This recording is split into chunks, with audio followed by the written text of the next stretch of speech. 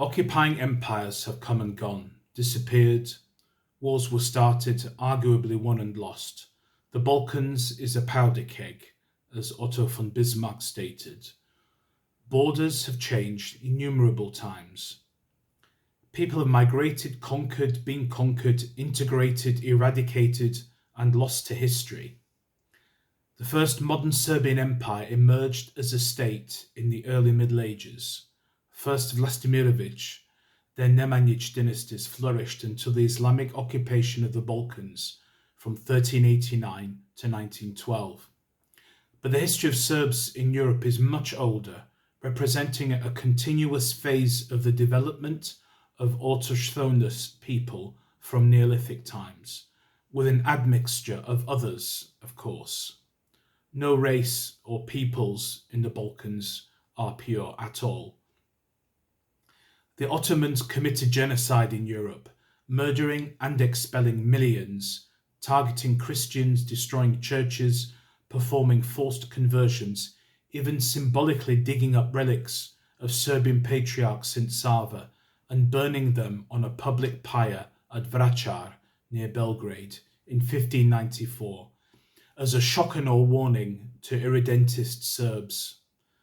The perpetrator was Sinan Pasha, who did this as a brutal act of satanic terror, and he was an Albanian Muslim from Luma. The Turks sealed the ultimate fate of Europe by Islamicizing it, the consequences of which are still felt today. The breakup of Yugoslavia, the Bosnian Civil War, denying the truth that Bosnian Muslims are Islamicized Serbs. The Yugoslav poet Mesha Selimovic wrote that he was a Muslim Serb who knew exactly when his family converted to Islam from Orthodoxy, a fact conveniently forgotten and ignored by many revisionist propagandists. In the 1389 Battle of Kosovo, Albanians fought with Serbs. I always wondered how this could be. Later, John Castrioti, the feudal lord and father of George Castrioti, fought Islamification and was buried in the Serbian Orthodox monastery of Hilandar on Mount Athos. Why was he not buried in an Albanian Orthodox monastery? George became Skenderberg, and the central square in Tirana has a big statue of him. His mother was called Vojsava or Vojislava and was born into Serbian nobility. During the occupation, the so-called Albanian nation emerged and became Muslim, violently intensifying its expulsion of Serbs in the 19th century Kosovo Vilayet. North African Muslims who were brought over to Europe by the Byzantines and served as auxiliary troops along with Normans and Franks in the 11th century. Their ethnonym, Shqiptar, is similar to Magyar, Khazar, Avar, and these are neither European nor Indo-Aryan in origin. If you were called Albanian or Albanoi since time immemorial, why would you forget your ethnonym suddenly and call yourself something completely different? These people mixed with native Europeans and were intentionally morphed into modern Albanians by the Austro-Hungarians. Modern research has proved this. Genetically and historically, the Albanians have no heroes of their own, so they stole Skenderberg. Shkodra was freed by Serbian soldiers in World War I, who made great heroic sacrifices to regain it. It was the medieval capital of the Serbian state. What followed was a massive march through Albania, harried all the way by Muslim Albanian bandits to Corfu in order to regroup. Albania never existed as a country until Austro-Hungary placed its short-lived German king Wilhelm von Wied in 1913. Consequently, centuries-old mainly Serbian and Greek influences were erased, and since then there has been an intentional cultural genocide of Serbs and Greeks. By demolishing or taking over churches, destroying cemeteries, or just letting buildings go to ruin. Even the so-called recently created Albanian Orthodox Church has been complicit. So, why did Albanians get such a large country after World War One, especially since they played no active role in the Balkan Wars or World War One? The answer? Merely to stop Serbs reclaiming historic lands and having an outlet to the sea. It is all about fake news. Fake pro-Albanian historian Georg von Hahn and Leo Freundlich, who would be called today a fake news provider or propagandist, used his wealth to produce a falsified journalism as a contribution to the justification. The intent was to limit Russian power and influence in Europe, previously for political reasons by Austro-Hungary, Prussia, as well as Britain and France in the Crimean War. Yet Russian influence in the Balkans would have prevented World War I and arguably the follow-on World War II. The Americans fatefully overruled the 1920 Paris Peace Conference, whose aim was to create a much smaller Albania.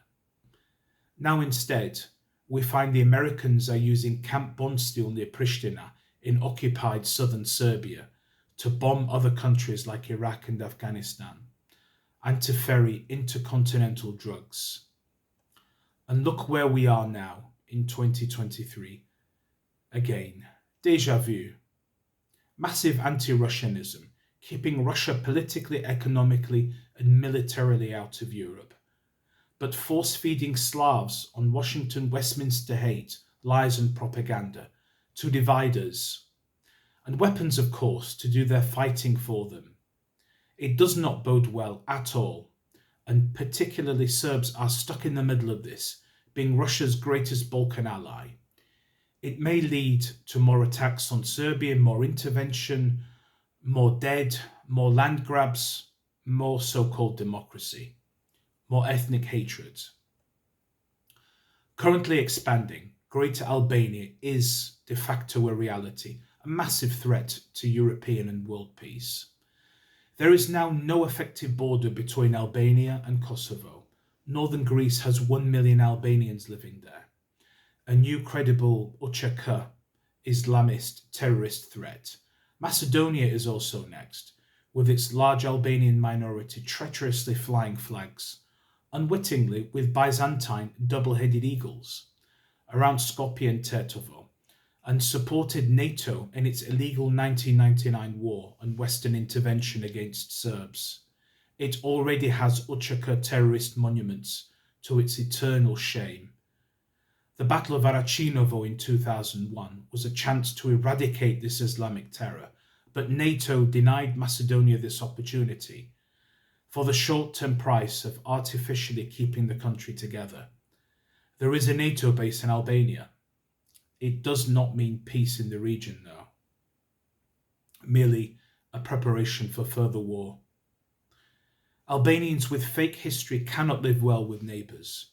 Greeks in Epirus, Serbs in Kosovo, Slavs in Albania, downtrodden, persecuted, forced to leave or convert, their churches taken over, not being recognised or able to use their mother tongue.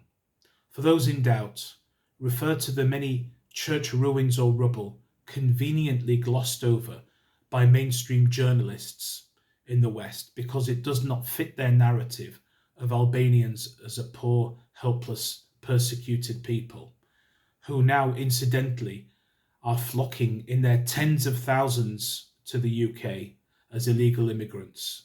Yet there is no war in Albania. So why is this happening? It's obviously to do with criminality.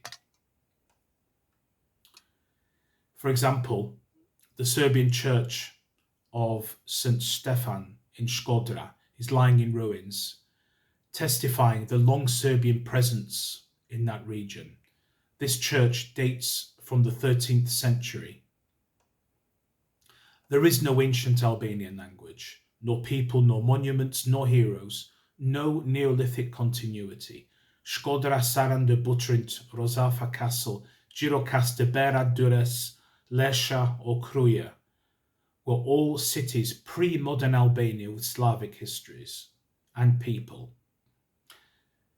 Slavic toponyms existed for millennia, like the river Bojana, not just from the Middle Ages, systematically destroying real history, renaming cities, building over Christian graveyards, erecting monuments to Uçaka terrorists, dynamiting churches, building mosques to replace them, is what these fake Illyrians have done. Revisionism by building crime-funded buildings or places of worship. This is such a blatant cultural genocide on a massive scale and is intentionally supported by the Vichy Berlin Axis, otherwise known as the European Union. Politically and geographically, Albania must be divided to keep the long-term peace in Europe closer to its originally intended size from just over 100 years ago. Looking at the map of Albania, it must now be divided into 4 parts. Greek, Old Epirus in the south, including places like Kircha or Korica, Macedonian, encompassing the villages around its northwestern border like Pogradec, around Ohrid and Prespa lakes, Serbian with an exit to the sea, long denied by Germans in the west, and in the north, areas historically ruled by Serbs before the Ottoman occupation, and significantly including Shkodra. So-called Albania includes only the central part and consists of Tirana, Elbasan and Vlora. They must learn to live as a peaceable minority in neighbouring countries, or revert back to Slavic, Vlach or Greek ancestors. Not fake Austro-Hungarian Illyrianism, but true Illyrianism. Russian influence is urgently needed in Europe, including military bases and economic regeneration, long blocked by the EU. The power balance in Europe needs to be changed, protecting Orthodox, as Putin has done in Syria, as a true, faithful Orthodox Christian. A free, independent Balkans is the goal, prosperous, not reliant on the West, no US hegemony, from a bankrupt state, morally, medically, mentally and financially, which has lived off land and resource theft, genocide and slavery since its founding, using a weaponized currency. The only way forward is for a greater Albania not to exist, else Europe will produce a conflagration much, much worse than World War I.